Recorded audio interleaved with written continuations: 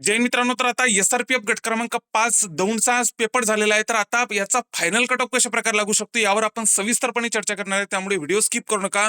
तुम्ही जर आतापर्यंत आपल्या चॅनलला नवीन असाल तर चॅनलला नक्कीच SRPF गट क्रमांक 5 दौंडच्या प्रत्येक अपडेटसाठी चॅनलला सबस्क्राईब करून ठेवा. तर आता जर आपण या पेपर बद्दल जर बोलायचं झाल्यास तर आता पेपर आपल्याला बऱ्यापैकी 25-25 मार्काचा पॅटर्न टाईपच आपला पेपर पडलेला आहे. आपण पेपर सोपा आहे असं म्हणू शकत नाही.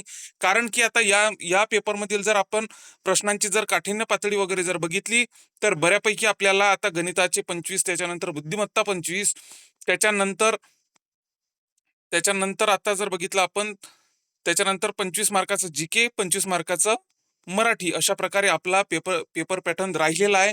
तर आता याच्या फायनल कट ऑफ बद्दल जर बोलायचं झाल्यास तुम्हाला जर आता 85+ वगैरे जर मार्क असतील तर खूप चांगले मार्क्स आहे.